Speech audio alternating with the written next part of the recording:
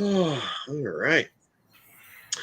What's up, everyone? This is Isaac with Hunger Smash Fitness coming to you once again. Today we have Travis Ortmayer with us, world's strongest man competitor. So if you were paying attention this last weekend, heat number 1 was finally released, and so you could watch that. And, well, let us know what you thought of everything. But anyways, so we are just here to talk about Strongman, his recent injury, recovery, what he's doing to come back from that, and I guess future plans and goals. So, yeah, I guess, Travis, let's start with that. So how is your injury? Was it your bicep? No, hamstring. Left leg. Yeah, one bicep. It was a bicep femoris. Okay. Yeah. Yeah. So it was a little injury I sustained 2 weeks out. Training too hard, pushing I was riding that line between peaking and injury kind of the whole time. And 2 weeks out, I took a couple steps with the frame. I felt it light up a little, so I stopped. If I'd have had another week to recover, I think I'd have been fine. But that first event being a really heavy frame carry, the third time I picked it up, I just took a couple steps, and then I felt a little snap in that spot that I was worried about. And, so that first event, just to kind of keep on with that first event, I snapped something in my finger right when I picked one of those barrels up. Just a little tendon snapped. And I've done it to my middle fingers on both hands. It sucks. It's a pain in the ass, but, it's one of those things you can go through. So I picked it up. I felt the snap, and I was like, God dang it. First event, I still have the frame. I take the frame, and then I feel the snap in my hamstring. So it was like a giant middle finger, welcome back to World's Strongest Man. I hope this is what you really wanted. Well, I mean, you still did pretty well, all things considered. I mean, even with injury and everything, I mean, you did better than I would have done healthy, so we'll give you that much. Some of the guys were complaining about the barrel being like unfairly large girth, but you seem to handle it better than some of the other guys. So, I would have never known that you had a hand injury there. It looked like you really handled that barrel well to me. Yeah, when I get injured, I usually don't show, like, when it happens. A lot of people have speculated. They say, oh, yeah, I could see right where he hurt his hamstring on the frame. And I've had several different opinions offered, but it was the very last step that I took that I actually injured my hamstring. And if you look, my face is stone. There's no emotion. If I'm injured, it all goes internally really quick. And then kind of go through what is it's doubt, and then bargaining, and then rage, and then acceptance, or something like that. I kind of go through those, and usually I end up on rage for a little while. After a couple minutes, I get pissed off. I find a corner somewhere, and and I scream at myself a little, but I try to do so in a way that nobody is around. So. Yeah. So this is formal apology time, because I'm one of those guys who speculated. I thought I saw you take like a hop skip or whatever, but maybe it was just tripping. Well, there was a little bit of, I look at it and I can see why people would think, oh yeah, I see where it happened, and because there was a couple stutter steps, and I think, it was just the balance of that frame is pretty tricky, and And they don't tell you this, but those frames are a little heavier than 825. That little crossbar in the front between the two red pieces, it has this very faint chalk number written on each one of them. One says 834, one says 839. I'm guessing those are the real weights. Strongman isn't exactly well known for having exact numbers when we're doing lifting. Powerlifting is down to like the 10th of a kilogram and all that sort of stuff. Strongman's kind of like, we're in the ballpark. Go run with that. We've had that discussion with, Thor's 501 kilo deadlift. I hate the nickel and dime shit. I hate that. So when it comes to a frame, I mean, it wasn't a world record attempt. So what 5 pounds difference doesn't make any difference. Yeah. No. Yeah, I could see that. What was your tell us about it. What were the highs and lows of the contest and everything? I don't know if you're still under a don't talk NDA type thing. So maybe don't spill anything you can't talk about. But you know what? That's a good question. I mean, it's aired on TV. I'm pretty sure I can talk about it now. Okay. At least my group. I didn't read your contract, so I have no clue. So. Contract was like this thick, full of small, tight pay. There was a lot more in the contract than there used to be. A lot. One of the ones that you need a lawyer to social media stuff. You know. Yeah. But you know, it was a really it was a really intense, surreal experience. The whole thing was, I mean, it was 10 years crammed into 2 months of training and then a week of being there. Yeah. So it was just overwhelming. Yeah. It was pretty cool though. You know, I mean, it's like, it's okay for you to say that, but I got a little pissed. I got to tell you, one of the commentators during one of your events was like, "Oh, he would just be happy to just be here." And I'm like, "You too, buddy. Be quiet." You know? See, I didn't actually see the show. I have no idea what was said. You know, it wasn't Colin. It was the co-host. I don't remember. Well, I mean, you know, in a way, I guess he was right. I was happy to be there, but you know, I severely underestimated my abilities in training.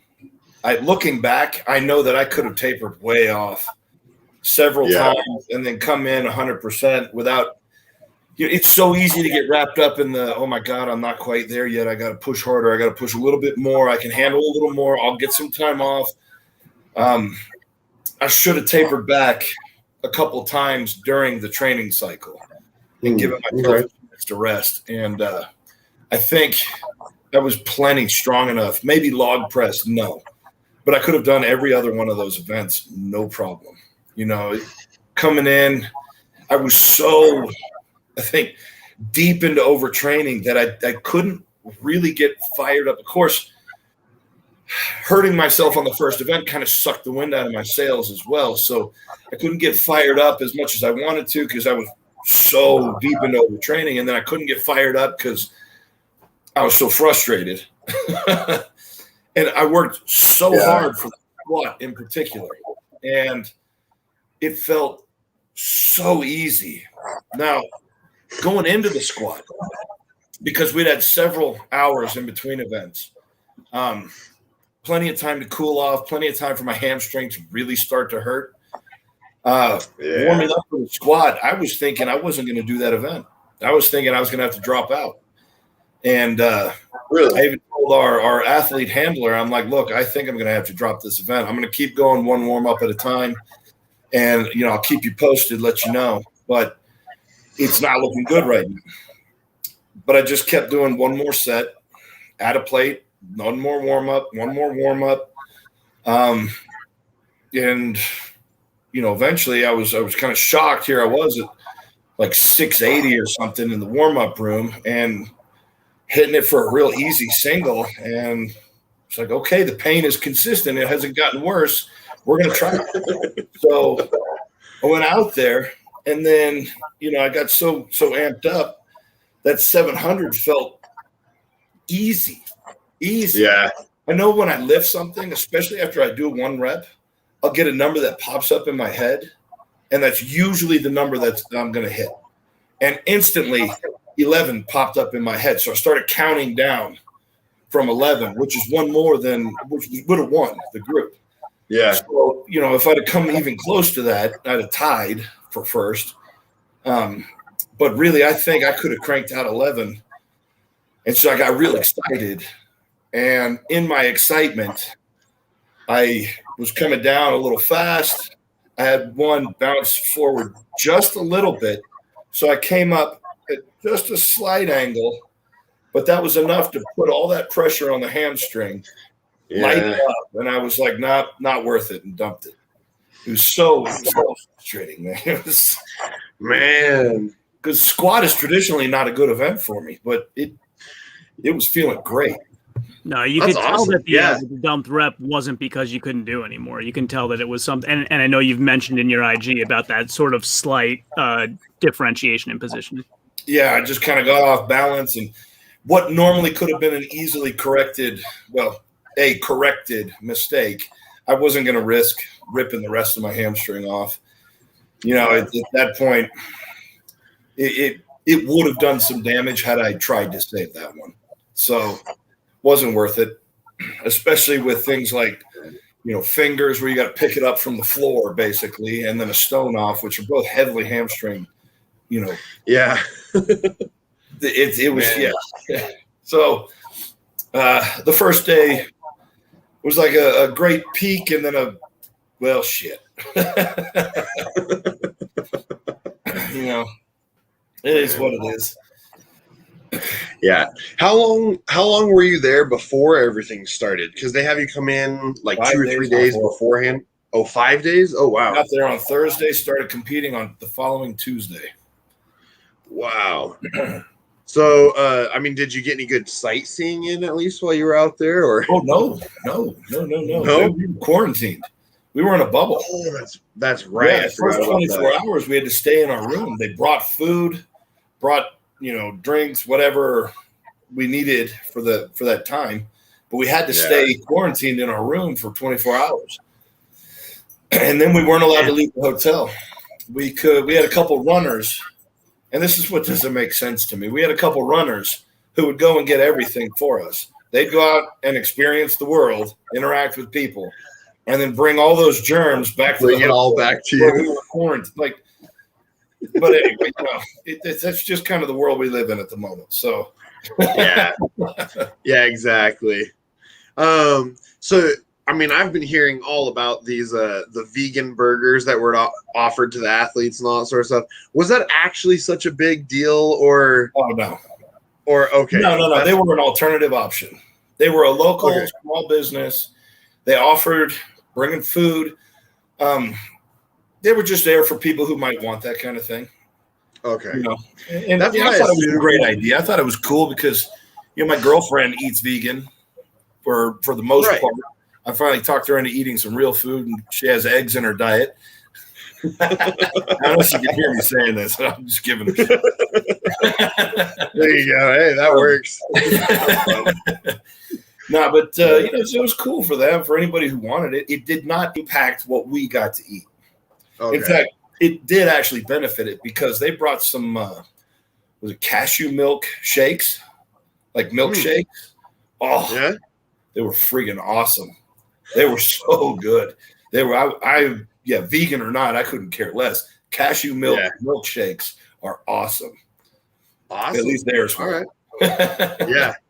Yeah. Well, and that's kind of what I was assuming, because I was like, you know, the majority of these athletes, if not all these athletes, consume a lot of meat. I don't think any of them. I don't think any of the strongman competitors are vegan. There's a couple out there, but not at World's Strongest Man. Yeah, well, that's what I meant, I guess. So I was just, I was assuming that was not going to be like the primary food source that they were providing for you guys. No, I think a couple of people kind of went off a little overboard on that, making jokes. Well, I think once people started making, once they started making all the memes about it, I think that's when it just exploded and everyone started talking about it, and it kind of got out of hand. But oh well. Exactly. Yeah, I was wondering. I was just making dinner for the family. I made like 2.5 pounds of burgers, like for the family for the week, and I was wondering how long it would take one strongman to go through that. 2 meals. Yeah, 2.5 pounds. Yeah, 2 meals. You know, you eat about a pound of meat every time. Well, I guess I eat 9 to 10 ounces 5 times a day. And then my breakfast is, I don't know, half a container of cottage cheese with a bowl of berries. and then 3 packets of oatmeal. So, I mean, yeah, we go through a bunch of protein in a day. Cottage cheese is awesome, by the way. What's that? Cottage cheese is awesome. Not enough people know about how awesome cottage cheese is. When it's mixed with the right thing, I really like it. Yeah. You know, I remember as a kid always seeing it on the salad bar buffet, like, you know, either Shoney's or Sizzler or Golden Corral, wherever you are in the country.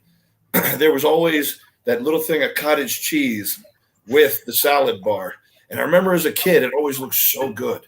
And then I'd get a little bit of it, and I was disappointed every freaking time. This is awful. But I didn't know the beauty of mixing it with fruit. It's my favorite breakfast, man. my favorite fruit with cottage cheese is pineapple. You try that? Oh, yeah, that'll do it. Yeah. I've started using frozen berries. I'll warm them up in the microwave. It's a blueberry, blackberry, raspberry mix. Nice. It was on 4th of July pretty much every day. It's awesome. Yeah. I was gonna say I usually do blueberries in the cottage cheese, and that goes well. I know we usually have just the regular, you know, full fat whatever cottage cheese. I remember a little while back somehow we accidentally bought a thing of the like the low fat or the non-fat cottage cheese, and I started eating some of that, and I was like, I think it went bad. Yeah. Yeah. This is totally different. Like you need the full fat for like the thickness and the flavor. Like yeah, there's something wrong with fat free. Shouldn't be fat free. Yeah. I know. I need my fat. Like I mean, oh well. But hey, there we go. Tyler says stuffed mushrooms with ground beef and cottage cheese. Actually sounds pretty good. I might try that. It actually does sound pretty good. I don't think I've tried that though. No. I've done stuffed mushrooms with other stuff. I don't think I've ever tried cottage cheese in there, but new recipe. All right. Try it out sometime. Oh man. So how is your rehab going? Did you because you didn't need surgery on the hamstring, right? Nah, it was just a small chunk. Okay. It was in the muscle, which is why it bled so much. Yeah. You know, I didn't share the really gory pictures. I had a couple that were pretty gross. Especially after a day of standing up with the wrap. You know, the wrap on it, all the stuff. It pools blood. Like an old lady's fat legs sticking out her compression pants or something like that. not to be crude to old ladies, I guess, but little graphic. It was gross, man. Hey, the one you shared wasn't chopped liver either. What's that? I said the one that you shared wasn't chopped liver either. That looked a little gross as well. Yeah. Oh man. But, you know, hamstrings are tricky. They're if you don't stop the bleeding on them, you're in for a lot of trouble. And that's if you pull it in the muscle anywhere, if you tear it in the muscle. Right. And you can tell a hamstring tear in the muscle because you'll feel kind of a juicy or a squishy rip. It's not a hard snap. It's kind of a squishy. And that's usually a sign that it's in the muscle belly and that you better put something on there to stop the bleeding because it's going to swell up bad if you don't. Yeah. With hamstrings, I've had 2 others where I wasn't able to do anything about the bleeding in time. Well, the first one I didn't know better. The second one I was in a competition, and you know, I just didn't have a way to keep it iced and wrapped and compressed. And I mean that was some of the worst pain. I was on my back for a week, couldn't move, feeling like, you know, I had to go to the hospital or something for the first one. The second one, I kind of knew what to expect, so I tried to move around a little bit more. But my whole leg was black from those, all the way down to my calf, bottom of my foot. So hamstrings can get pretty gross. Yeah. Have you ever torn your quad? I don't remember because I know quads can. I tore it the week before the Arnold 2012. That's right. Okay. And I still competed, but it was pretty limited. Was that in the muscle belly or was that in the tendon? Yeah, it was muscle belly. It was on the vastus lateralis. I had a knot there that I kind of just left alone because 2012 I was kind of frustrated with training. I was so deep into, I guess, hurting all the time that I was not really taking care of myself anymore. I was just frustrated. I'd go and I'd train, and I didn't do all the prehab and the therapy stuff that I should have. So I had this knot in there, and it just kind of left it untreated for a while. And it snapped on my last rep of my last set of squats, the last workout before the Arnold 2012. So, man, I was the alternate that year, and I'd been called up a couple weeks prior, so there wasn't another one. You know, I was the alternate, so I went in and I competed anyway.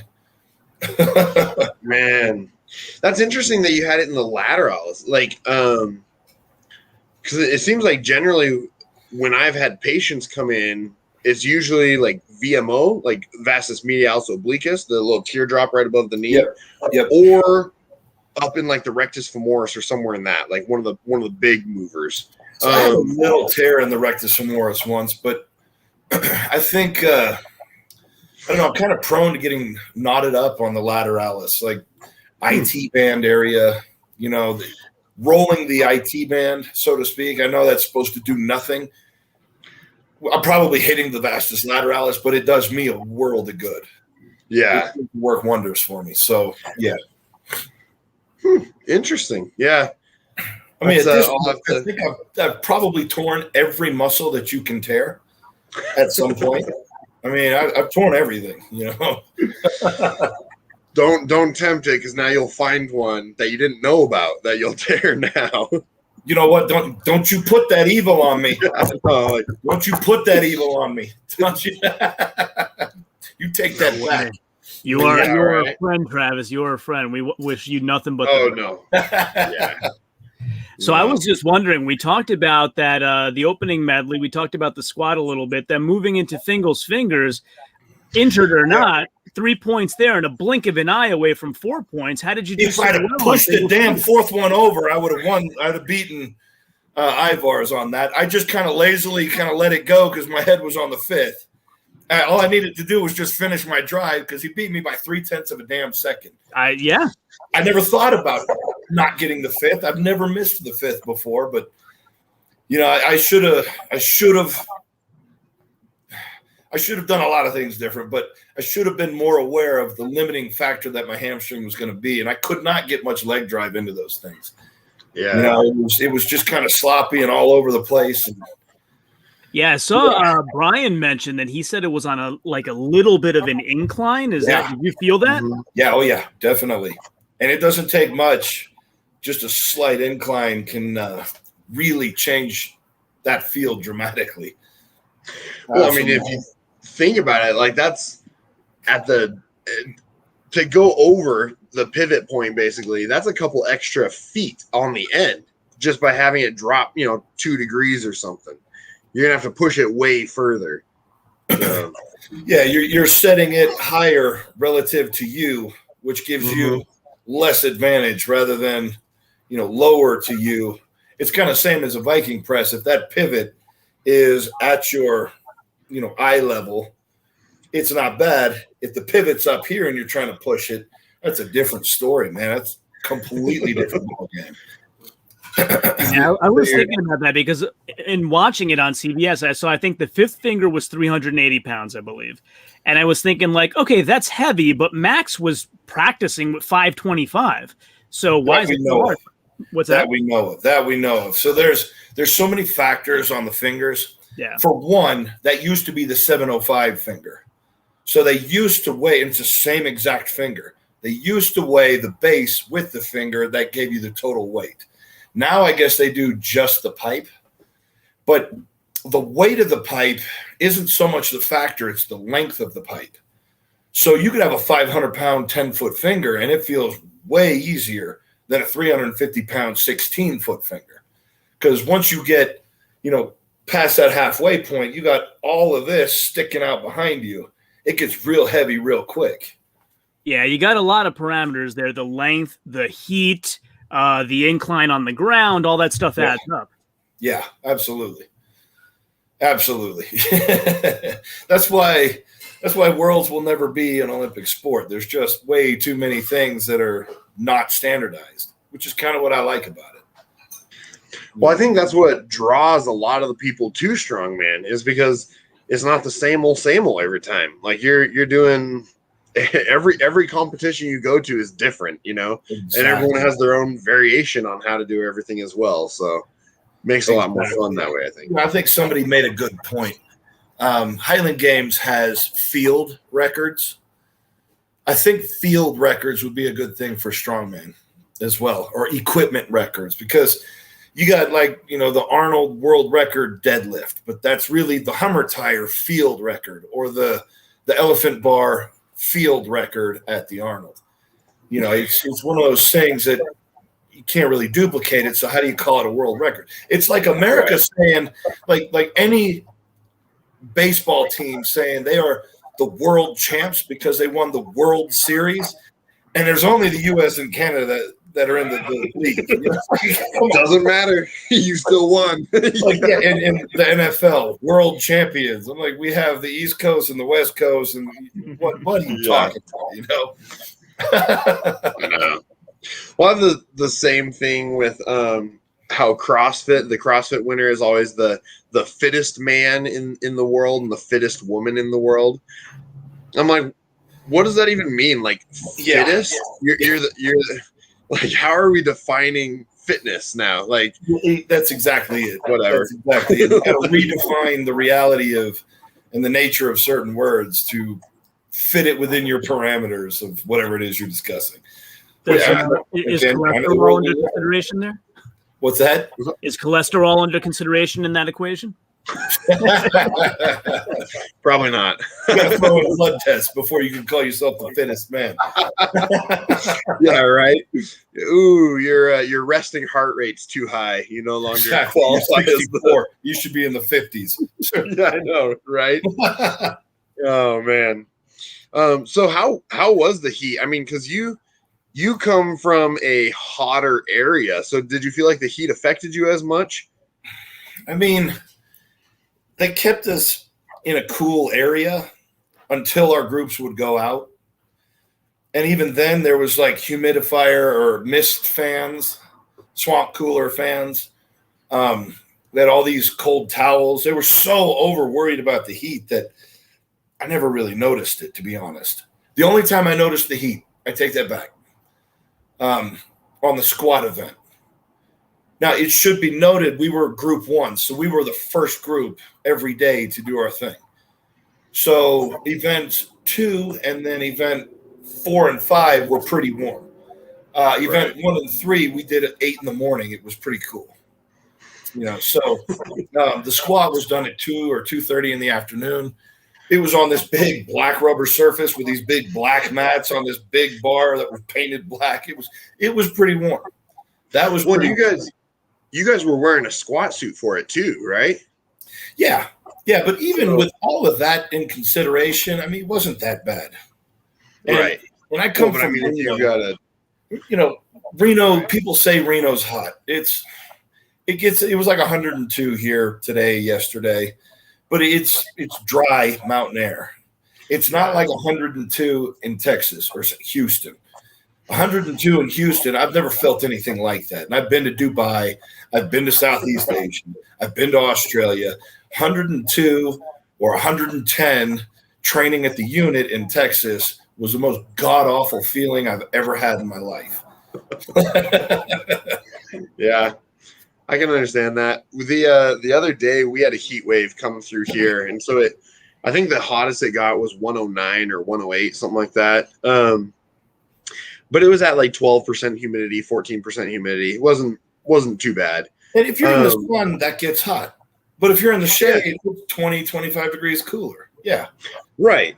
But I was working out at the gym, and there were only 2 or 3 people there, and they had the doors open because the AC wasn't working. So they were trying to get like an airflow going through there. Perfect. And so and so you're in there and you're like, well, it's 95 indoors and 108 outside. Like that starts getting warm when you're doing deadlift and everything. And I was like, even just sitting in a chair, I'm sitting here sweating.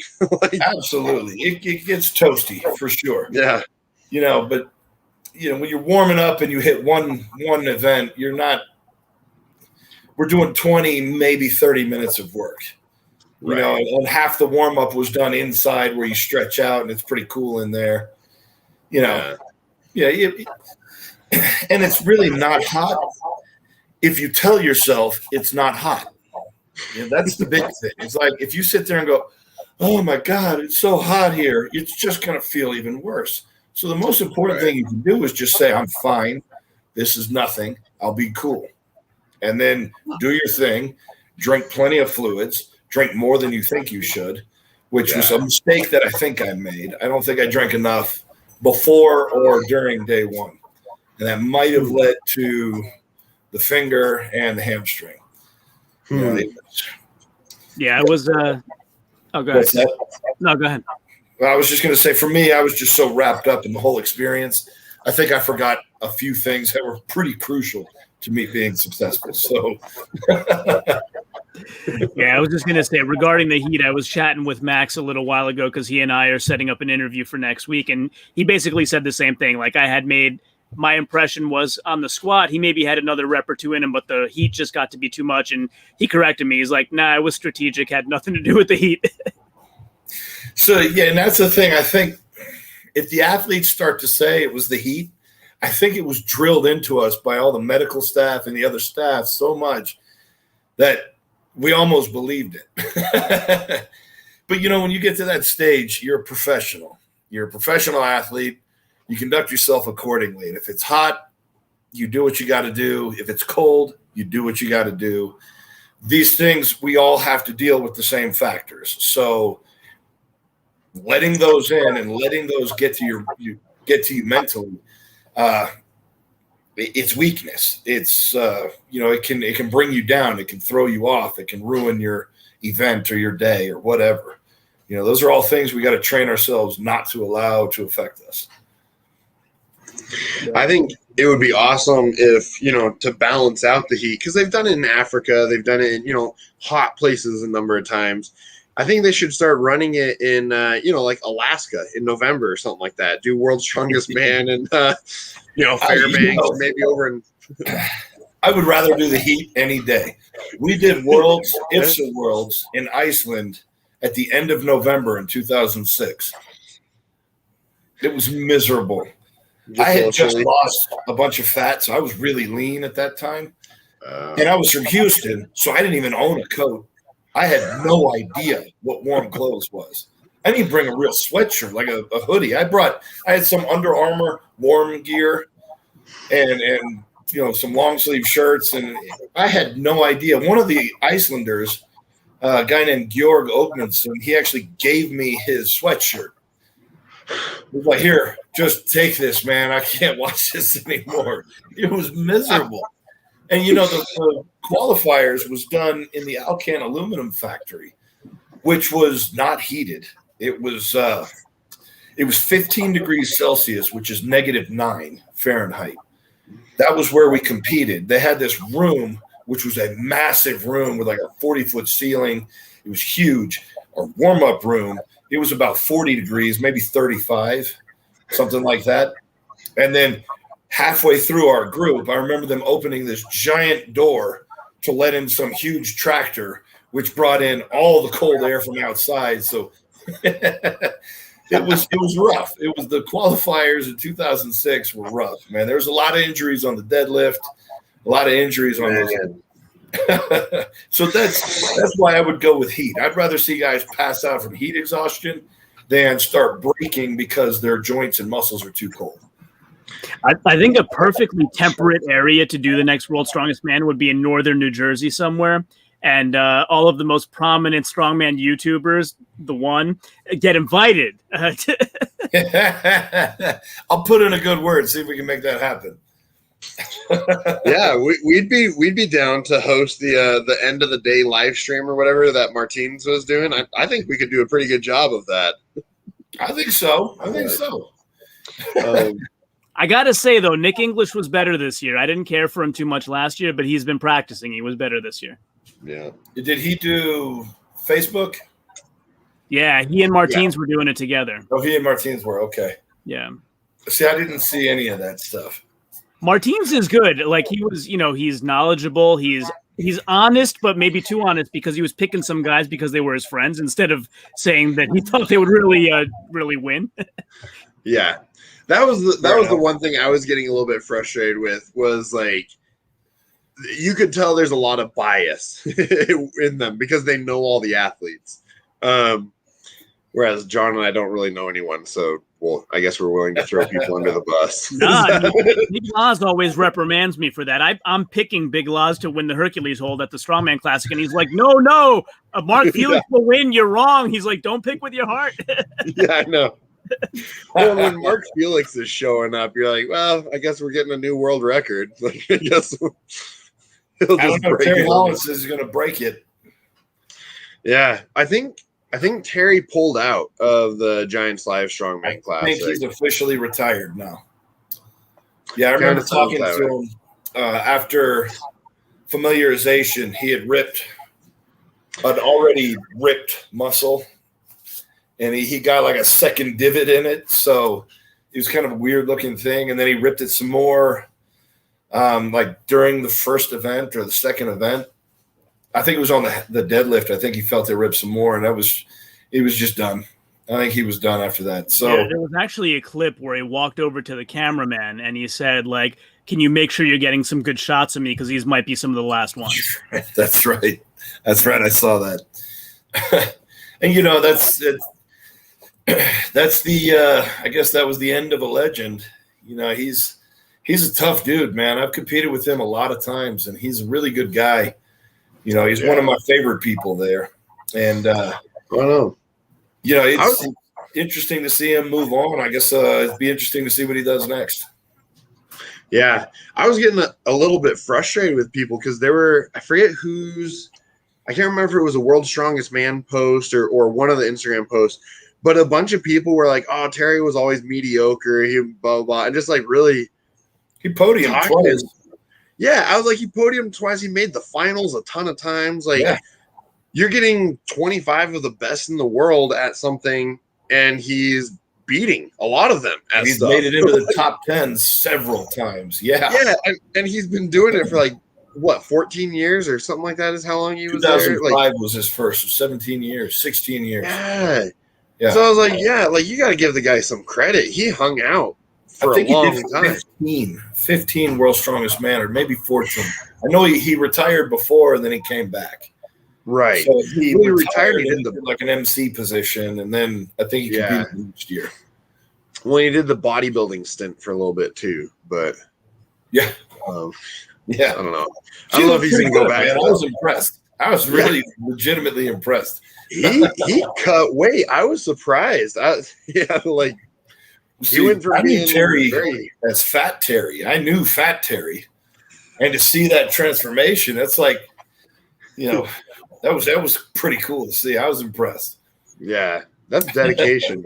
But we have a question in the comments here. Tyler says, "What's the difference between a squat suit and a deadlift suit? I've only worn a deadlift suit." So you know how a deadlift suit feels like you're getting a wedgie that you can't get away from? A squat suit does not do that. I guess there may be some different deadlift suits now. I think there's some that metal makes it a little tighter on the legs, so it doesn't ride up your ass that way. But a deadlift suit, I mean, if it kind of pulls your shoulders and your ass together and gives you that wedgie feeling, so that when you drop down and start pulling, it kind of pops you up and it keeps your torso from caving, at least in my experience. Which is why I can get more out of a deadlift suit than I can raw, because I feel like the weak point for me is my low back will start to cave before my hips and my legs will give out. Okay. And then all that extra compression helps to spring you out of the bottom too. I always assumed they were kind of the same thing, because I've seen some people wear squat suits for deadlifting, and so I just always assumed they were the same. But that's good to know. Yeah, I've let's see. You can either squat in a deadlift suit, but you can't deadlift in a squat suit, or you can deadlift in a squat suit, but you better not squat in a deadlift suit. I don't know which one is which. I just stick to deadlift for deadlift, squat for squat. Yeah. I was going to say, if you're getting a wedgie with the deadlift suit and then you try squatting with it where you're getting that much greater flexion at the hips, it's probably going to make the wedgie that much more intense. Well, see, that's just it. It kind of a deadlift suit feels like it keeps more up your backside than a squat suit does. It does more in the hips and gives you rebound out of the legs on the hips. Especially for someone like me, because I'm a real wide stance squatter. Just naturally, I got real long legs, real long femurs. So my deadlift stance and my squat stance are not even close to each other. So I don't think I would get anything out of a deadlift suit for squatting. I was going to ask you about that, whether you took that wide of a stance at World's Strongest Man because of it was the globes with the padding, or you always squat that way? You know, I traditionally squat that way. For the last few years, I've brought it in because I was trying to get more quad development, try to build my quads up. But training for Worlds, I kind of went back to my old power stance, and I forgot how good it felt and why I did that. So I think I'm going to do more squatting, probably 1 in my suit and 2 with that power stance, because I started to really enjoy squatting again. And, you know, I'll just leave the quad development for front squats. There you go. Yeah, Isaac, when you see it televised, you'll see what I mean. And Travis has a really noticeable wide stance on his squat. Yeah, I don't have TV, so I need to find a way to watch it. I mean, me too. I watched all the little YouTube bits and all the Instagram bits that I could find, but I haven't actually seen the compiled showing. But yeah, I got to wait for it to come out on something else. I've only got, Hulu, Prime, and Netflix, and then of course YouTube I can stream. Right. But yeah, I guess in my fight against the cable company and how much I hate them, I kind of screwed myself out of watching World's Strongest Man. So I liked it. I thought the production was good. I liked it better than last year. I don't know if it was because some of last year was indoors and you kind of lose a little bit of that emotion of seeing the guys fight the elements and whatnot, but I thought the production was really nice. The Old West looked really cool in the background. That's cool. Did they at least build the drama up? Did they use our interviews at all? I think so, but I mean, so it's an hour of group 1 doing everything from groups all the way through to Stone Off. So they built it a little bit, but the one thing I don't like is that, did you see it last year, Travis? Yeah.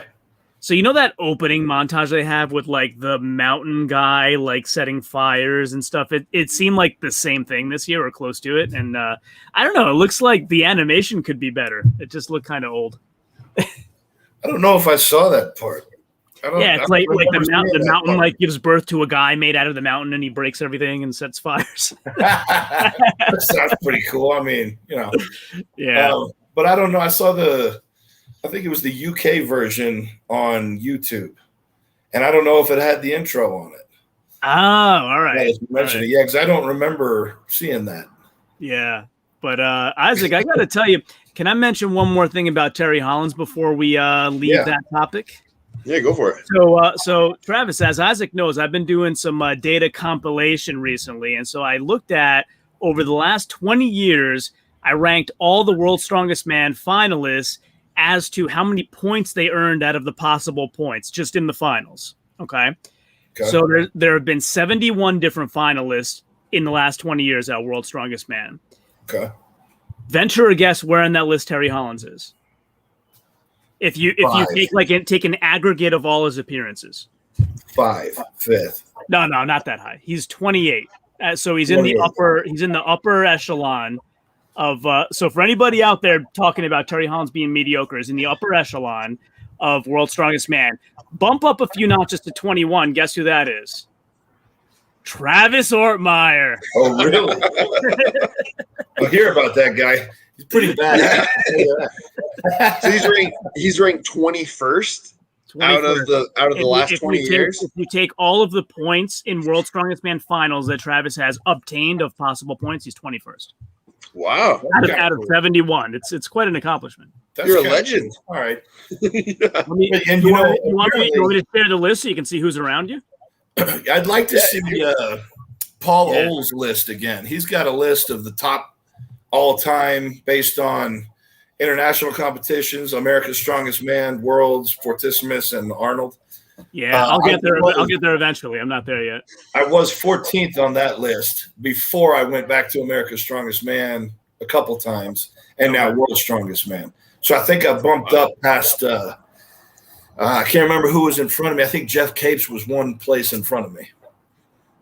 Oh, let me move it over so you can see the results. So this is every year. Let me get you over to the end. Travis is ahead of JF Carone. And Derek is 2 points ahead of me, that son of a bitch. You got time, though, Travis. You got time. You can come back. That's right. That's exactly right. Now I'm back and raising my status. You're gonna, one or two more finals, and then you'll do it. Where's another stat that you might like? You know, I am now the record holder for the most time between World's Strongest Man appearances. I heard that. Yeah. Yep. Yeah, 10 years. I think it was 8 years for Vitas Blakaitis. Yeah. Wow. So I have that record, if that means anything. Yeah, I don't know if you want to try and break that one though, because by that point you'll be in your 50s. No, I'll leave that one. I'll leave that one up. I'd be interested if somebody else could break it, because that was a hard fight, man. Oh, I bet. Yeah. Man, that's crazy though. You're surrounded by some pretty great athletes. Yeah, I didn't realize Mike Jenkins was that high until I did the math. I mean, yeah, Mike was a solid guy. You want to see the top of the list that I haven't revealed on my channel yet? Yeah, let's see it. Ooh, you want to reveal it on the live stream? Hey, I listen, know Marius is going to be up there. Listen, if Travis says jump, I say how high. Mike Burke is up there. Look at that. Yeah. Jesse Marundi. Oh, Jesus. All right. Yeah. You got to take into account though how many appearances. So Novikov's at the top with 1 appearance. You can't compare him to Brian Shaw with 13. You know. Yeah, that's a fair point. That's a fair point. Jesse Marundi only had 1 appearance at World's Strongest Man final. 1 final. Yeah. Oh wow. That's right. I guess he didn't make it in 06, and he didn't make it in 07 either. I don't know. He didn't. I think he did not make it to that competition. Yeah. So this is sorted by that percentage column where Novikov has 78.33. This is what this is sorted by. Gotcha. I'm surprised that Marius is ahead of Big Z. I think because Big Z's probably done more finals. Yeah. Yeah, 12. Yeah, because you see it in the column right next to his name. He's done 12 in that 20. Oh, yeah, there we go. Yeah, 12 and 8. So Brian's got more finals than anybody. Yep. As of this year. Look at that. Got to hand it to Brian, man. He's got some staying power. I respect the hell out of that guy. He's an athlete, a man. He's tough, dude. He's tough. Yeah, I mean, he was right there. Little bit of a bobble on the Atlas Stone. He was right there. I mean, he wasn't going to beat Tom anyway, but but he could have gotten that 451 log that he missed. That's what I was going to say. He's done it multiple things where he left some points on the table. That and even in the was it the medley that he got like 8th or something like that, and it was one of those things where if he would have been like a second faster, he would have gotten 2 or 3 more points. Yeah, that very well could have been. The medley was real tight, but so was the Titans turntable. And Brian left a lot of points on the table because he let his arms bend while he was pushing and locked them and tucked his head. Here's an interesting side note. Eddie Hall had the number 2 time of the day. I don't know if this had anything to do with anything, but before Tom's turn, Eddie went out there and he pushed it back manually rather than turning the machine on and driving it back. His time was like 47 seconds. He was like 5 seconds in the lead, and then Tom pushed it and got 46. Now, I don't know if like the mechanism didn't reset because maybe having it pushed back kept it looser somehow. I doubt it, but You know, maybe Eddie greased it up a little better, pushing it back for him. I heard rumors that it was turned on when Eddie was pushing it, but I don't know how true that is. When who pushed it? I said I heard rumors that it was turned on when Eddie was pushing it, but I don't know how true that is. I was sitting right there. Yeah, he just went and pushed it. All right, then. His cardio was fantastic. Rumors eradicated. His form was on point, man. He had his arms locked, his head down, all of his body weight leaning into it. He did a good job on that. Of course, he was fresh. He hadn't done any other events. And that was one. It was hard to push, obviously, but it was like the harder you made it, the harder it got. So you could push it without a super ton amount of effort, like a decent amount of effort, yeah, but it would move. But to get it to go any faster took a tremendous amount of force. So, like, I leaned into it and I just kind of pushed it a little bit, and I was kind of being careful with my hamstring. I just wanted to play around, and it was moving. But to get that thing to go any faster, you need a ton more force to increase this velocity that it was moving. That makes way more sense, because I saw a couple videos of people like pushing it one-handed in flip-flops and all this sort of stuff. Terry did it with flip-flops. That was Terry. Yeah, that was Terry. Yeah, I saw Terry do it. There were a couple women that did it as well, and like it would move, but really slowly. Right, slow walking pace, kind of. It moved real slow, kind of easy. I mean, it took a lot of effort. It took a fair amount of effort to get it to do this. It took a lot of effort to get it to do this, and it took an extraordinary amount of effort to get it to go a little bit faster. So, like, every half of a mile an hour faster took 50% more power. Just throwing those out there. And I know for a statics guy like you, a statistics guy like you, that's horrible numbers and horrible math. And, I know. I was going to say, be careful throwing out numbers around John, because I'm just overjoyed that someone's throwing out numbers other than me. This is wonderful. He's going to be like, all right, guys, we got official numbers on the resistance for the turntable. No, I'm glad you cleared that up, though, because people were saying, like, oh, it's not heavy, it's just for speed, it's how fast you can run and this and that. But that kind of progressive resistance is a good description. Yeah. It's like the harder you pushed, the more it held back against you. So you could make it as moderately difficult or as extremely difficult as you wanted to, based on how much effort you exerted into it. But that was one of those, if you didn't do your form right, you were wasting a lot of energy, and that's where Brian lost it on that. Yeah. He was wasting a lot of energy letting his elbows bend, because this is absorbing all his shock rather than posts and all legs. Yeah, he admitted as much on his channel. He talked about it recently, where he spent way too much time getting the form right. Yep. Yeah, exactly. And it was one of those, I mean, you only get one chance, and when you're separated by tenths of a second, you can't screw up. You just can't screw up. Yeah, so, I mean, seeing how it all played out toward the end and how close he was able to get himself, getting only 5 points on that event was a huge deal. Yeah. Yeah, because he has the endurance, he has the mass, and he has the strength, obviously, to have gotten second first, to push Tom for that one, for sure. Yeah. But it is what it is. It's it played out the way it played out. Yeah, speaking of Tom, what do you think he's going to do with the Strongman Classic coming up? I have an opinion, but I think yours is what most people want to hear. You know, I don't know what all the events are. Shall we tell him, Isaac? So, I can. Here, I can actually pull.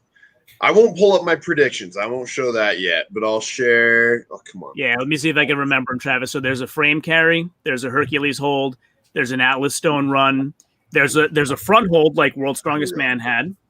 There you go. Axle deadlift. Yeah, so it starts with the max axle press for max weight, and then the Hercules hold, which Laws said he's assuming it's the about 200 kilograms per hand, but haven't heard officially on that weight yet. And then it's the axle deadlift, 350 kilograms for reps, frame carry, 400 kilograms with straps allowed. So I guess it's going to be more of a sprint. Yeah. And then the 30 kilogram front hold, and then the Atlas stones. That 120 to 200, is this the Shaw or is this the Albert Hall? Albert Hall. Albert Hall. Yeah. Okay. Those stones should be done in 20 seconds. Yeah. Well, 21. I was looking up some of the previous records of people, and it's interesting because you can see some people going through in like 20 seconds or whatever, and then some people are taking 40 seconds or so. It's one of those things, if the conditions are right and you got the right tacky, the first 3 stones are one motion, then you just kind of quick lap on 180 and then a quick lap on 200. And it's not a super high last platform. So for guys like Tom and Brian, it's waist height basically. Yeah. Right. There you go. It's hard. It's, as far as predictions go, I can't predict. I've seen so many things, so many upsets, so many crazy things happen. I think I've lost my ability to predict the outcome of a competition. Oh, you and me both, brother. I've had dozens of people tell me you can't predict. Yeah, well, there's just so many variables. There's too many factors to think about, and not only are there too many factors with the events and the location, there's the factor of, did the athlete sleep right? Did he eat the right thing? Did he his did girlfriend he mess his heart up? Did he just trip over his own foot? Was it something simple? Like, did the guy who went before him sweat too much on the Atlas stones? Like, there's so many factors. Yeah. Did he not lock his arms out on the turntable? Yeah, that's exactly it, man. Yeah. Yeah. So what's your prediction? My prediction, well, so if Tom performs the way that he's been performing at World's Strongest Man, not the way that he performed at World Ultimate Strongman, I have him finishing at about third. So, with who in second and who in first? Well, so I've spent the last 3 days going through everybody's Instagram and all the Strongman archives, seeing how they've done for the last about 3 to 4 years on all these different events and all that sort of stuff. So I actually had JF finishing first and then Laws second. But then I was assuming JF was going to be healthy by the time competition came around, and he just messaged me saying that he's pulling out. He's not going to be healthy by then. So yeah. Now I'm going to have to rework my predictions, I guess. So what about you, John? I haven't done them yet, but Laz will kill you for saying he's going to podium. I know. But I was like, looking at his training, how his training's been going, and looking at his competitions back to like 2017. I didn't look at all of his, because he had that little gap in there, and then he had the stuff back in 2012 and all that. And I was like, I'm not even going to pay attention to those ones. I mean, he's going to beat some guys on some events. I just don't know. Honestly, I don't think he's going to win any events based off of what I'm seeing. I don't think he'll win any, but he has a really good shot at placing consistently high in just about everything. He's good in front hold. He's good in frame carry. Hercules is a grip event. He's good in grip. He's not going to win those, but he's going to do well in those. Then it comes down to the other things. Yeah. And Stones, I mean, he's all right.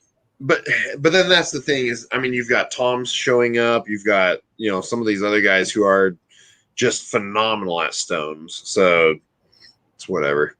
So I think Travis might be giving us a look about what we're saying about Tom, but I don't think Tom's going to win either. I think listening to Tom and Lou talk on their YouTube channel, Tom has said like World's Strongest Man is what counts. That's why I didn't do as well at Wuss Bahrain. And, I peaked for World's Strongest Man. So, just like mentally focused speaking, I don't think he's going to peak again for this. That doesn't mean he's going to come in last, but I just don't think he's going to win this. Right.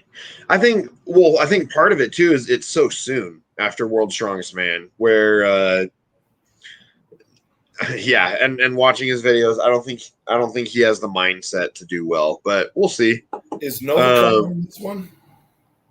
Yeah, Novikov is competing in this one, which he can do pretty well in this, especially with as irritated as he'll be having not made the finals at Worlds. Yeah, and I've been watching some of his videos, and he seems to kind of go back and forth with that. Like, some of them, he seemed like he was pretty upset, and then other ones, he was kind of like, it was what it was. Didn't get the job done. Well, as an athlete who's been in a situation similar a time or two, you're going to be, stuff happens. It can happen. Right. Happens to the best of us. He was in a tough group. It just didn't roll his way. So you can't freak out and get too mad, except you're still going to be kind of mad. Like, yeah. I could have done something. I could have done this. Well, and you only get to that level by having that mentality. Exactly. You got to be able to you got to be a professional athlete. And on the other hand, you got to be kind of your own worst critic a little bit. And that's where you need a coach to kind of guide you back into the same path. Because like for me, I'll beat my head against the wall if I think it'll make me any better at an event. So I need somebody to kind of rein me in a little bit and say, look, that's crazy. We're going to stop. We're going to go this way. I can do that for all my athletes. I just can't do it for me. Yeah. No, I gotta ask this question because Travis, you don't hold back. You answer everything honestly. What are your thoughts about Novikov turning around backwards with that frame? You got to tell me your thoughts. I think he was creative.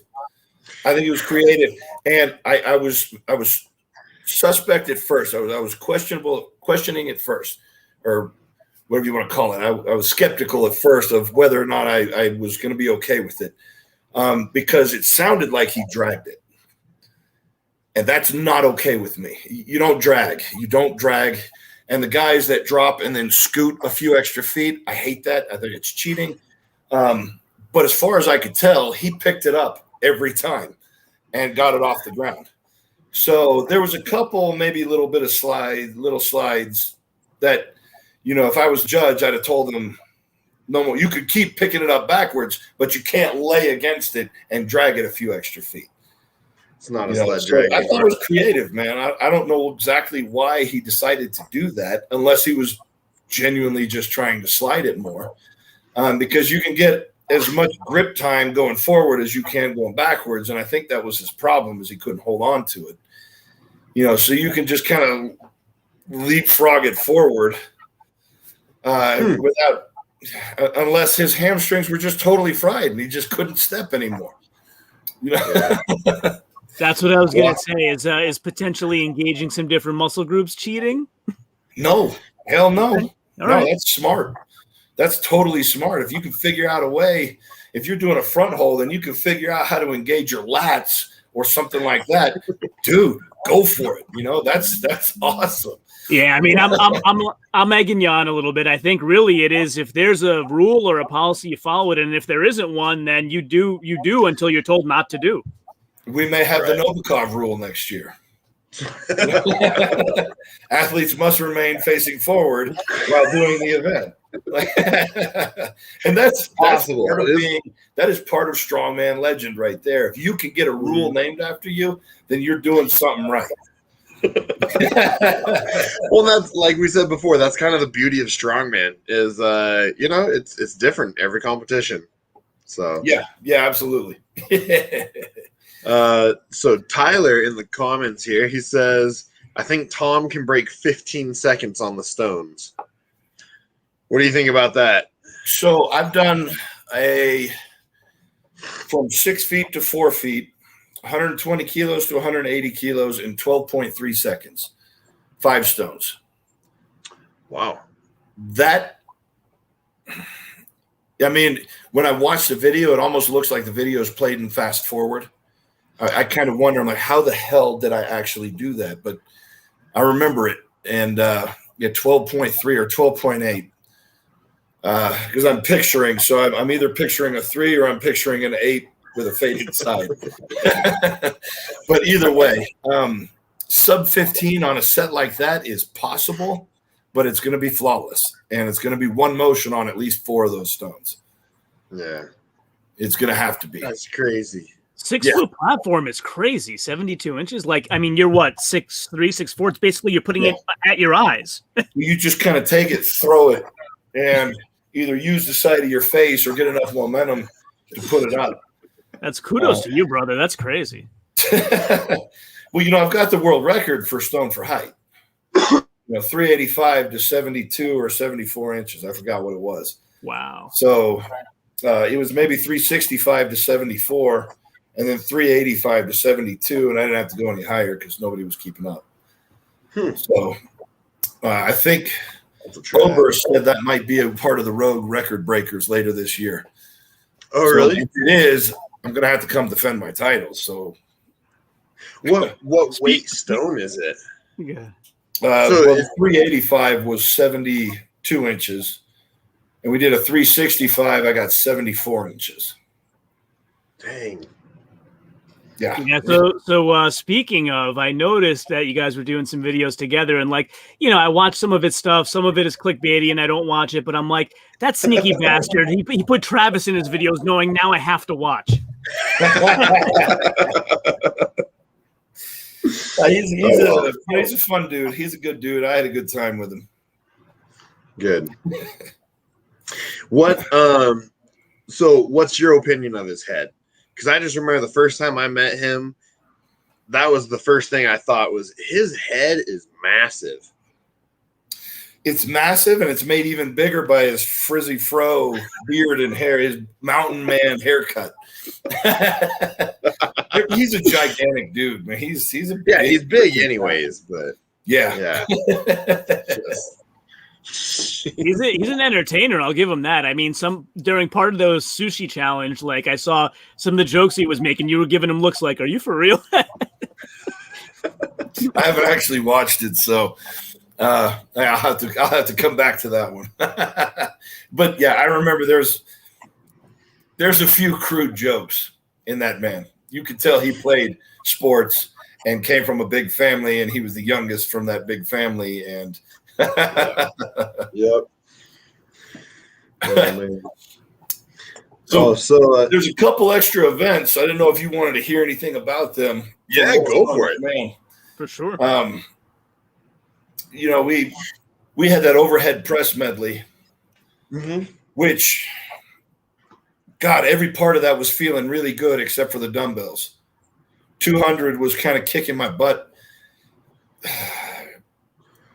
Years ago, 220 would have been a joke. The only person that could beat me on the dumbbell in 2010, 2009 was Poundstone.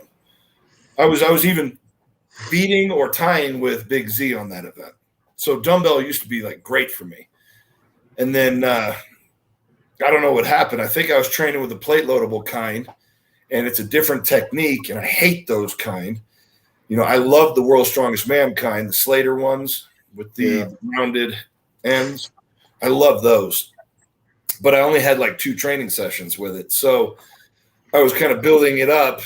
And then I think I got to around 190 or 200 in training, pretty easy. So that 210 went up. I think it was a little sloppy because the footing on that surface was a little soft. It didn't seem like it, but when we were up there, we could feel – it was a little soft on that sand, where the plywood, I guess, and rubber on top of the sand. You could feel some bounce. So I got that first one pretty easy, and then the second one, I popped the hamstring for the final time, cleaning it, which then just kind of got in my head and was like, well, shit, like stability went out the window.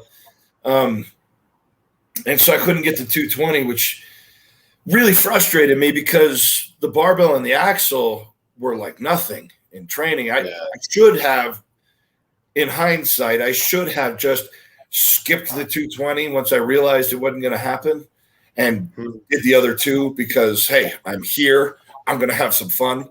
So it wouldn't count for points, but it would have counted for pride. I think give myself a shot, you know. But, you know, I think the other guys in my group really did well on that, and every single one of them would have gotten all the implements. The only reason that Ivar's didn't is because he didn't need to. Yeah. Once he saw me not get the other dumbbell, he just needed to beat me and make sure that he stayed in that third place position so that he was going to the stone off. That's all he was worried about. Yeah, I was going to ask you. I saw you did the dumbbell right-handed. Were you purposely trying to stay off the left hamstring, or you always lift them right-handed? I usually go back and forth, but I had a little bit of a teres minor shoulder issue, which was fine throughout the competition, but the dumbbell in training seemed to aggravate that. So the right one was feeling good. I just wanted to go with it. Normally, well, years ago, I was actually better with my left hand, and then I tore this pec, and I've got half of it missing. And so I spent a year trying to keep the same angle positioning, the same form, and my right hand kept excelling and my left hand started to fall apart. And then I realized I needed to quit trying to make it exactly the same as the other side. I got to open it up more, and my left arm started to become better again. But there were so many things that I had to practice that I hadn't done. Dumbbell was one of those that just kind of fell towards the bottom of the list, and I didn't really mean for it to, but I knew I needed to get my squat up, and I knew I needed to get my deadlift up, and I needed to train some axle, and I needed to train some frame, and I needed to train some yoga, and I needed to start. My stones were crap because I've only trained them a few times until this year.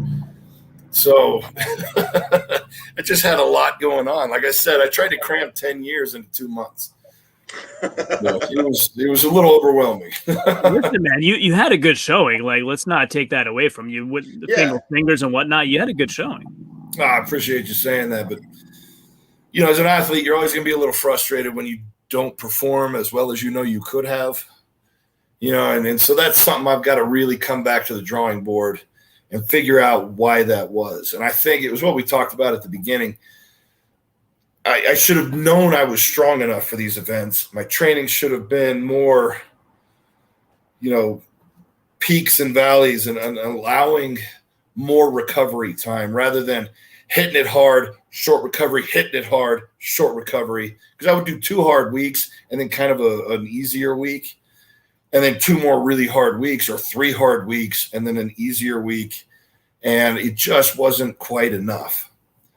But, you get that little voice in the back of your head that says, so-and-so's doing this, so-and-so's doing that. You're not quite strong enough. That felt really heavier than it should have felt. You should go train harder. That's the demon that gets me, I guess.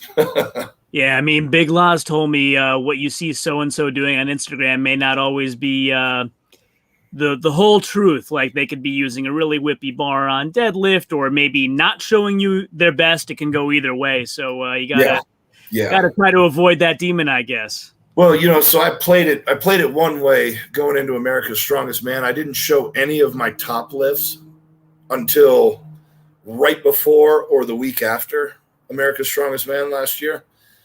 I think what I'm going to do is I'm going to lie and grossly inflate all of my weights. I'm going to be like a 260 dumbbell for 8 reps, no problem. Put some fake plates on the deadlift bar, do like 1,060 for reps. And and just getting some guys' heads so that maybe they blow themselves up trying to catch up. Maybe it'll work that way. So you want us to do predictions with all these numbers and just have you winning by like 30 points over everyone else? There we go. Yeah, we can conspire together. Yeah. Well, Travis wins every single event. Travis walks out. He did that one one-armed. Y'all suck. Might as well give up. Exactly. That's funny. But you were talking about Ivar's only did on the overhead belly kind of what he had to. Because when I was watching him, it seemed like I think he and Brian were head to head on that one, if I remember correctly. Yeah. And I saw Ivar's got to the axle at the end, and he looked like so smooth on everything else, and did one attempt on the axle and stopped. And again, like I assumed, the heat got him. But it's funny to hear you say, no, he stopped because he knew what he had to do. He's had some trouble with tightness in the shoulders, and I worked with him to try and it's going to take him a couple months to be able to get into the rack position. But, that's one of the things we do for each other. He's my brother, so I'm going to help him out. But at the contest, he even said in the warm-ups and when we were talking, he was so stiff that the axle, if it wasn't a revolving bar, he would have had no chance. But since it was revolving, he had a slight chance to get it up. But when he was actually in the event, he decided not to risk the injury, the over stressing his body. He just did enough to stay in that stone off position. Yeah, and I think like I was because I have interviewed Max before, and I had been saying all along, watch out for this guy with the stones. And first of all, it was interesting how the stone off worked. Like he just had to match Ivar's because he was ahead of him. But yeah, Max he made the stones look easy. Like now that I've seen it on TV, he made them look easy. See, because he lost going to the final last year, I heard that he trained his ass off on stones. He did. With the intention of that never happening again. And it paid off. Yeah, he told me when I interviewed him, he told me, like, I want to get to a 500-pound stone before Worlds. And I said, why? The stone at Worlds won't be 500. And he's like, well, then that one will be easy if I can do 500. Yeah, exactly. And I was kind of thinking the same thing. I wanted to work my way up to my 520, but it just never worked out having the time to even do it. So, but, looking back, I didn't even get a chance to do it anyway, so whatever. That's one thing, because I'm pretty excited. The gym that I go to on the weekends, currently the heaviest stone that they have is like a 335 or something like that, but he's getting some more built, and the heaviest that he'll get is a 400. But since it's indoors, they don't allow tacky or tacky towels or anything like that. And so he was telling me that when I started working out at the gym, I was actually the first person to load the 335-pound stone onto I think it's a 60-inch platform that he has set up. Nice. With no tacky. And with no tacky or anything. He was like, oh, you're actually the first guy who's ever been able to use that stone. I was like, oh, nice. Sweet. Well, when you get the 400, I'll give that one a shot too. Well, I don't know how that'll work. So I'm gonna ask a total novice question. What does indoors have to do with tacky? Cleanliness. It's messy. Cleanliness. My gym's the same way. They keep us outside, which keeps it sucks. It sucks because my stones are constantly being just blasted with dust and debris and stuff the wind kicks up. And then when I try to use them, it's so dirty and nasty that you get like 2 sticks and your tacky is gone. It's a little frustrating. That's why I did most of my stone training over at Untamed Strength. Yeah, there you go. Alan's awesome. I want to head down there and meet him sometime. You should watch my video that I made about 1.5 years ago on how to clean Atlas stones with a grinder and a flap wheel. Get them. Oh yeah. I mean, they don't have tacky on them anymore. They're so blasted by the sun and everything. Yeah, that's true. It kind of vaporizes the tacky. So I do my best to dust them with a towel before I go. But really what you need is a good thin layer of tacky all the way around the stone. And then, because when we had the storage unit, it was always inside that storage unit, so they were fine. Nice. Might get a little bit of dust, but really not a whole lot. Yeah, the ones that I was using before sat in someone's garage for like 4 or 5 years, something like that. So they got used. I think they got used in a competition and then basically stored in the garage, and the guy stopped doing strongman and blah, blah, all this other stuff. So then my buddy got a hold of them.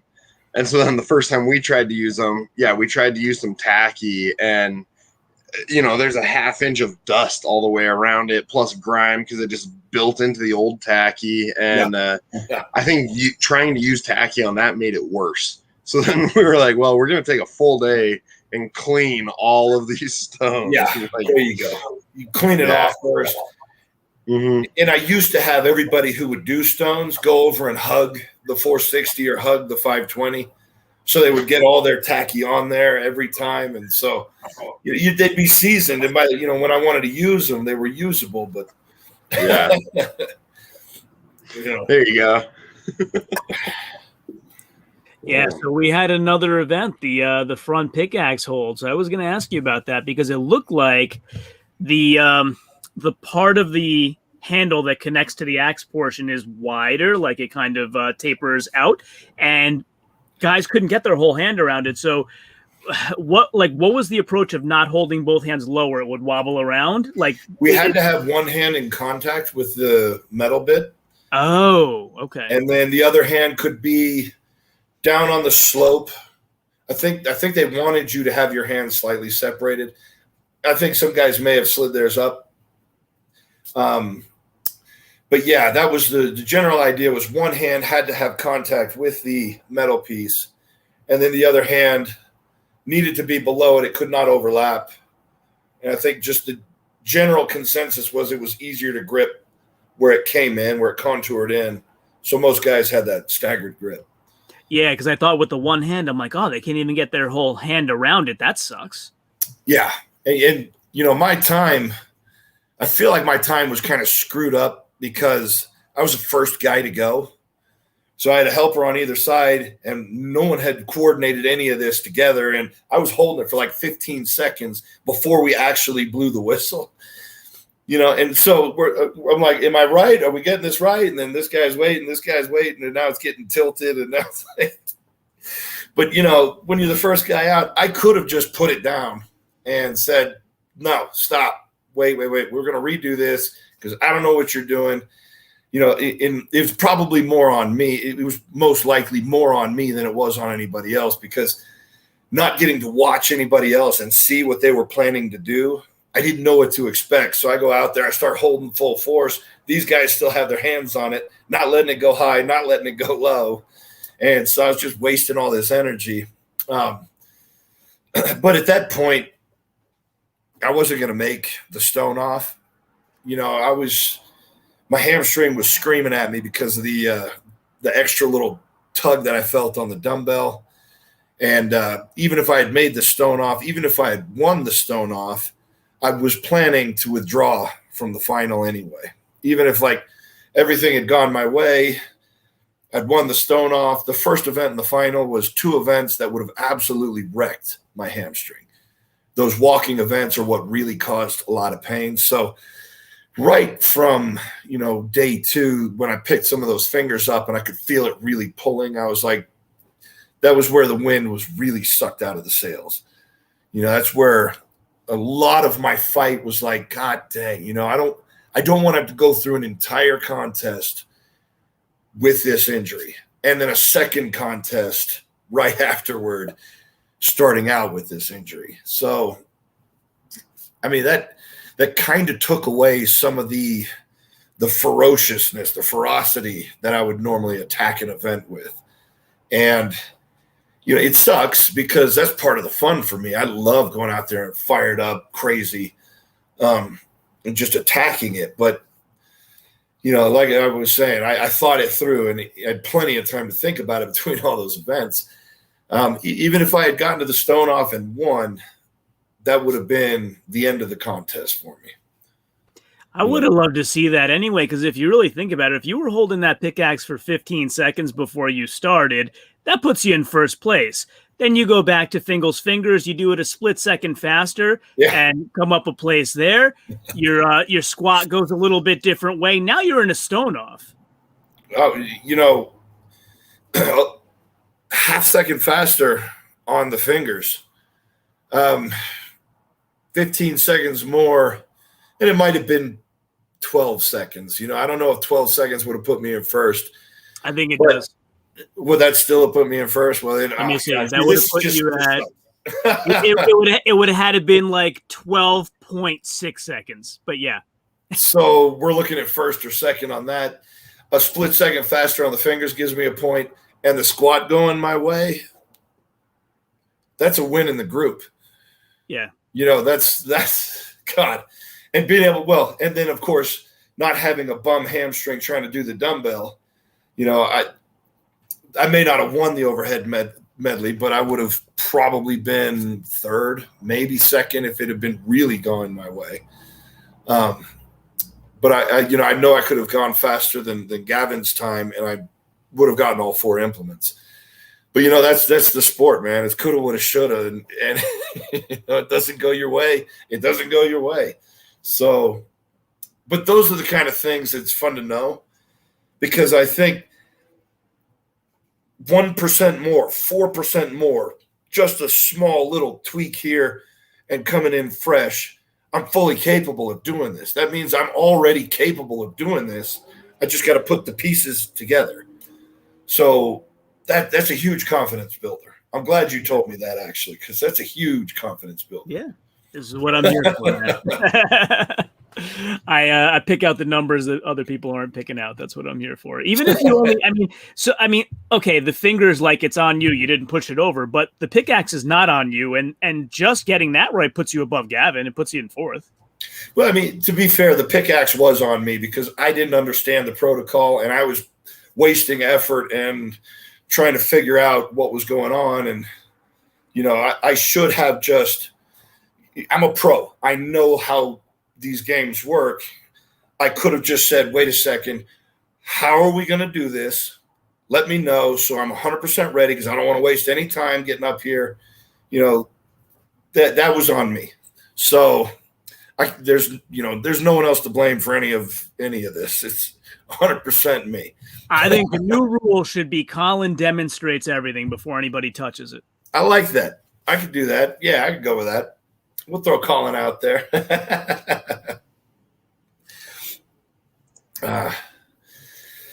So, what competitions do you have on the horizon for the rest of this year? Yeah, I've got a team competition in Finland, and then a competition in Portugal the week after that. Those are coming up soon. I was going to do the Rainier Classic up in Washington, but that's just going to be a little too heavy to be ready for that with my finger one and my hamstring. So, I've got a 2-man team competition. I can kind of lean on my teammate with the grip stuff. And anybody we know? Yeah, who are you? His name's John Cotton, Tyler Cotton's brother. Yeah. Oh, all right, cool. Yeah. Familiar with I've him. met Tyler. I've never met John. Yeah, I'm more familiar with Tyler. Yeah. I don't even know where he lives, so no. The only thing that we would really need to practice, assuming there may be 2 things.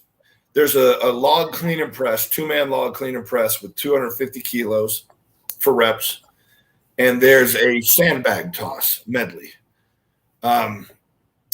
If we do the sandbag toss, anything like we did the weight for height in Ukraine at the first World's Strongest Nation, which was a 4-man team event, you have one guy on each side of the implement throwing together. So that's the only other event I can see us having to work together on. Everything else is like a yoke frame. Well, there's a 2-man truck pull, but we don't have to coordinate our efforts together. We just got to pull as hard as we can in tandem. I think there's a loading medley, sandbags, but that looks like 5 bags. It's just both of us going as fast as we can to get each bag. It's different in that aspect of working with a teammate than it is working with a teammate like on the log clean and press or a 2-man deadlift or something where you've got to time and work in coordination in conjunction with the other guy. That's a whole different feat in itself.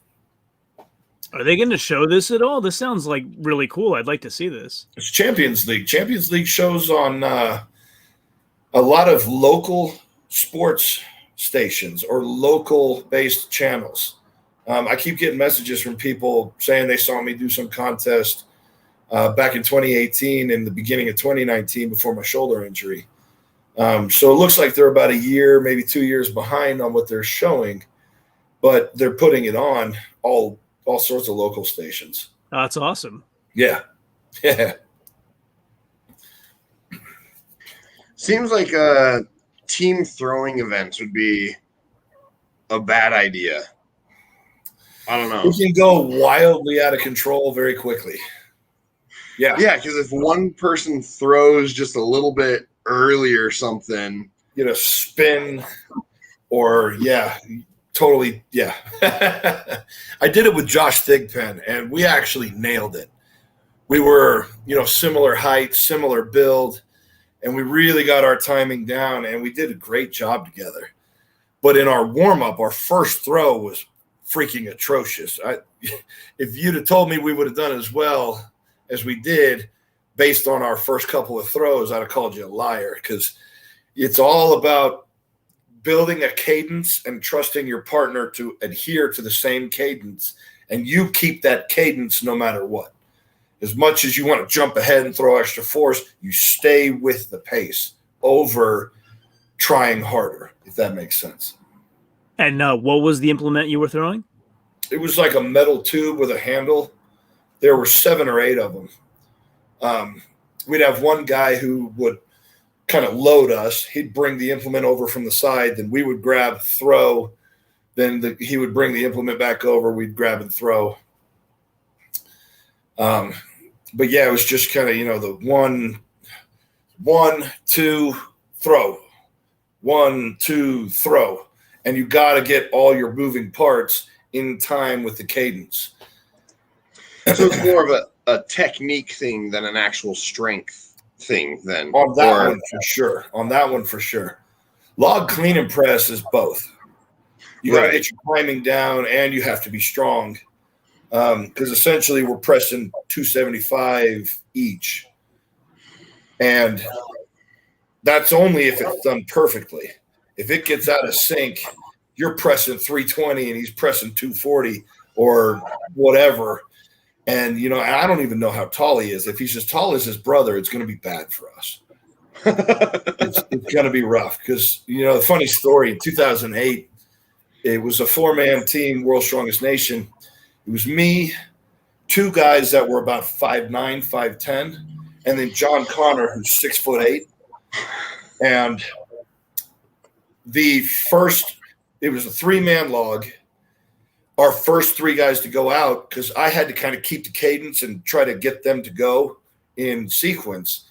It was John and then the 2 short guys. So John was locking out here, and he knew this was not right, so he did a couple reps, and they were getting the downs because the other guys were locked out. And I can't quite do this right without – so imagine me standing up, locked out here, and then – on the 3rd rep, we go up, and John's so unsure of himself that he squats down and he pushes his arms straight. So his legs are bent. He's in like a full squat catch, and his arms go straight. I'm over here on the side trying to keep order, and I'm laughing my ass off just because of how he looks trying to do it. But that's, with a 2-man log – If I'm 6 inches taller than the other guy, or at least with my reach, it's going to be tricky to try and press that. Does he still compete? I know I see him post stuff on Instagram and stuff every once in a while, but he's not. He was talking about getting into competing. He came out here earlier this year. He went over to Untamed Strength, and I met him for a workout. He was talking about getting back into competing, but he keeps having little injuries. Yeah, I remember him saying something about that. He's a cool dude though. Like he's strong. But ridiculously strong. Like scary strong. Yeah. Yeah. Well, and even when he's injured, he'll put up some videos of him doing crazy stuff, and he's like, wasn't feeling so hot today, and only did 375 strict press for 4. Yeah. I hate you, I'm like, John. all right. I hate you so much right now. Cool, dude. Way to go. Speaking of pressing, Travis, at Royal Albert Hall, who's going to get the max axle press, Luke Stoltman or Iron Bibby, or somebody else? Dude, if Iron Bibby can get it to his shoulders without wasting too much energy, he'll crush the world record. That guy's shoulders, it's just all about if he can get it up there without killing himself. And I don't know, I've never seen Luke do an axle. I know his 475 log at Worlds was still a warm-up. I think if they wanted to go for a world record that day, he could have had it. There's no doubt in my mind he had another 35 pounds in him. It went up so easy. Even with everything he had to do before that? Yeah. Yeah, and either that or he did a great job of making it look easy because he put it up, dropped it, like walked away. It's like I kind of hate you right now, Luke, asshole. Well, he was going for the world record for a bit there last year, and he came really close to it. He locked it out for a second. He just didn't have it stable. Mm-hmm. Yeah. I mean, so he's got the strength, but yeah, absolutely. But I know axle's a bit different just because instead of a neutral grip, you're grabbing it. It depends on if you don't feel comfortable in the rack position. I've always thought that the guys who could get it on their shoulders, like Misha, would have a better chance at throwing it up. Of course, Eddie Hall kind of destroyed that myth. Where he did, what was it, 215 or something? Something like he got that. It up and just pushed it up. I mean, with like a toy. But guys who can't get it racked, it's how much energy do they spend getting it to that position? Yeah. Because like we talked about with Ivar's, you have to throw it up here so much higher and then catch it on the shoulder joints essentially.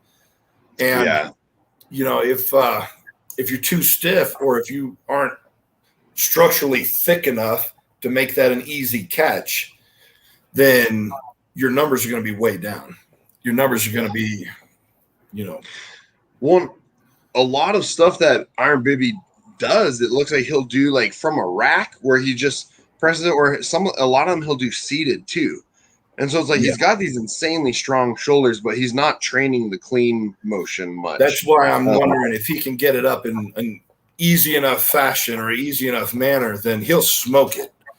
But like I've only seen him do the seated stuff, or out of a rack or whatever. I've seen him put up 1 or 2 videos of him doing a full, clean and press with different implements. But it's not what he usually does. So yeah. So I wonder if he's just been doing that and keeping it under wraps. That would be really cool. Yeah. We have Tyler in the comments again. He says, I see Bibby getting 240 on the axle. That would be if he cleans it. Yeah. That'd be pretty insane. I mean, that's 25 kilos over the record? That's what, 528? Something like that. I think it's 528. Yeah. That's crazy. It'd be awesome to see someone get 240 on that, on the log or on an axle. I mean, either way, that'd be pretty crazy. But but it is hard to take 500 pounds and bring it up to your shoulders. That takes most people can't even deadlift 500 pounds. What are you talking about? The vast majority of the population can't budge 500 off the ground. You have dudes throwing it overhead. So fair point. It's pretty insane either way. But all righty. Well, Yeah. Anything else you want to cover before we start wrapping this up? Or No, I just wanted to get through all the events, which we did. So Travis, which event in the finals? I know you didn't do them, but which one in the finals was kind of the most intriguing to you? Which one didn't play out maybe the way that you thought it might? Ooh, good question. Let's see.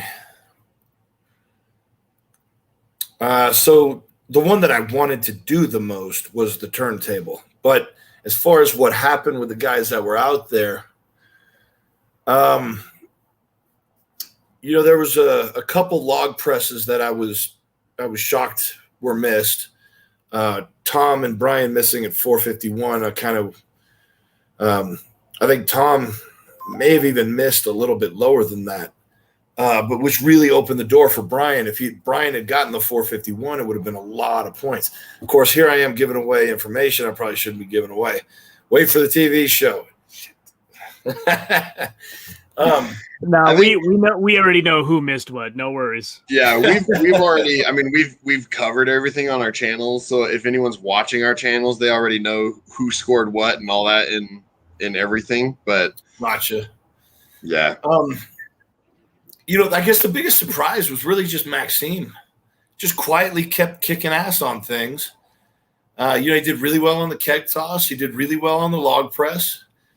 And then he just kind of he didn't sneak his way on the podium, but he just, I guess nobody saw him coming. Even he was surprised. He was like, man, I wasn't expecting that. He didn't really know what to think about it. So, I think he was the biggest surprise of the whole show for me. I knew he was strong. I knew he was going to do really well, but I knew that the deadlift was going to be an Achilles heel for him, and I guess I thought that might carry over a little bit to the keg toss, but I was wrong. I mean, he was really good on the keg toss, and the points he did lose on the deadlift didn't hurt him that badly. It kept him in the fight, and then that hard work on the stones paid off because he finished the set, and that put him on the podium ahead of Trey. Yeah, I mean, I always knew he was going to do well on stones. I got to say, even I didn't think he would sneak ahead of Brian on the stones, and then he got his 9 points there. And speaking of keg toss, he tied Tom for second there. Brian won the keg toss, elevated his record there, and Max was right behind him with 8.5 points. Yeah, it was pretty impressive to see. Although looking back, all the little things that he did to kind of push his way up there, man, he was pretty impressive. Yeah, I mean, he gets middle of the pack on deadlift. Maybe he wins this next year. Yeah. How many points back was third place? Let me take a look. So third place was Brian would have been 3 points behind Tom. Yeah, so Max was 9 points behind Tom. So he would need the deadlift and he would need another event to kind of come up. Yeah, Brian and Tom put on a show, man. They did outstanding. They really did. I knew when I started watching Brian on the the squat, he cranked out 10 reps, then the fingers, I knew he was going to do well on. Just the way I knew he was going to be so consistent on all of those. He just kind of steamrolled his way through our group. The rest of us were dropping points here or there, and he was not dropping any points. He was first or second, I think, on all the events, except for the pickaxe, of course. That was funny. So again, we can talk about it because they televised it. So I was telling Isaac, since he didn't see it. So basically what Brian did was he needed to just not zero it to win the group. So he picked it up, he held it for 5.6 seconds or something like that. He lets go with one hand. He's waving it around so easily with the other hand. What do I do with this now? And it was so funny how he made child's play out of it. Well, I think he increased his leverage by bringing it in close to his body. Sure, excuses. We'll go with that. Yeah, he's not that strong. Nah. Yeah, exactly. Well, because it was a 30 kilogram, right? So that's, I mean, something like that. I could maybe wave that heavy. I think it was like 57. God dang, I can't remember. It wasn't quite 66. I think it was maybe 62 or 63 pounds, something like that. We have one more comment in the right here from Tyler. It says, do you believe it's possible to go from a 605 to 1,000-pound deadlift in a year? Sure. But the 605 would be from a deficit, and your 1,000-pound would be from 18-inch. So switching modes, basically. Yeah, I mean, there wasn't anything in there against that. So, yeah, maybe a above the knee, 1,000 pounds. That's strong, man. If you didn't state the rule, then you can make your own rule. You just got an Ortmayer rule in there. Yeah, right. I could probably do it in 6 months if I go from a deficit to a 24-inch. Maybe we could probably. Yeah, that mid thigh, man. I'm there. Yeah, exactly. Remember those deadlifts back in the day when Sigmarsson and Kaz were doing, where they were moving it like 2 inches? Yeah, see, Kaz was stubborn in that he tried to keep his deadlift form and keep it an actual deadlift. And John Paul, he did kind of a ramping technique. He put his knees under it and then just squatted up, which is definitely the way to go, but not a true deadlift. So that record was broken. That record was broken, I think, 2 years ago at World's Strongest Viking in Norway. They did a similar lift just like that. I think 600 kilos won. That's a lot of weight. Yeah. I think it was maybe Sean O'Hagan that did it. Okay. I could be wrong. On that. That's crazy. I've done like an 890 rack pull, and I was pretty happy with that, but that's the most I've gotten up to. When you have anything hanging from your arms that's 700 or 800 pounds plus, that's a lot of friggin' weight, man. It's amazing what your structure can hang on to. You know, just your joints, ligaments. Oh, no. Yeah, that's for sure. But all righty. Well, we're approaching the 2-hour mark, so we should probably start wrapping this up. Should probably go check on my wife. But well, thanks for joining us, and thanks for coming by. Absolutely. We'll definitely be interested in monitoring your recovery and all that sort of stuff, and I'll be looking for the team competition. I'll try and find that. That'd be fun to watch. I'll put some updates out. I'll make sure we keep. I don't think they'll do any kind of live stream. I don't think Champions League does that. But I do know that Champions League puts all of their episodes on strongmanworldseries.com. Okay. You can sign up for like a $7 a month membership, and you can watch all of them from 2011 or 2012, every episode. Oh, wow. Yes, I think it's strongmanworldseries.com. If that's not it, then check out Strongman Champions League, and I'm sure they got it somewhere on there. Just start Googling stuff until you come across it. Yeah. Awesome. Okay. Awesome. Yeah, I'll definitely have to try and look that up and try and find it. But any closing comments, John, or anything? Any last words? You're muted. John, you're muted right now. Sorry, I was saying the most important thing. I said my closing comments are: anybody watching, remember to subscribe to Isaac and like the stream. Yes. If you like what you're hearing, and you're crazy if you don't, Travis always brings the awesome conversation. Subscribe and like, and then hey, what the hell? Go over to my channel and like and subscribe and like all my stuff too. Why not? World's strongest conversationalist. I'll take that. Hell yeah! I called you. What I call you? World's strongest philosopher. Yeah, There we go. world's strongest That's even better. Yeah, maybe that'll have to be our nickname for you from now on the channel. We'll just say strongest philosopher. There you go. There we go. Right. Make it an inside joke kind of thing. There you go. Yeah. Perfect. All right. Well, thanks again for joining us. And Absolutely, man. We're talking about Strongman. I love it. Oh, for sure. Definitely. Yeah. But all right. Well, for everyone watching, just remember to always improve that 1%, and we'll see you next week. Ciao, homie.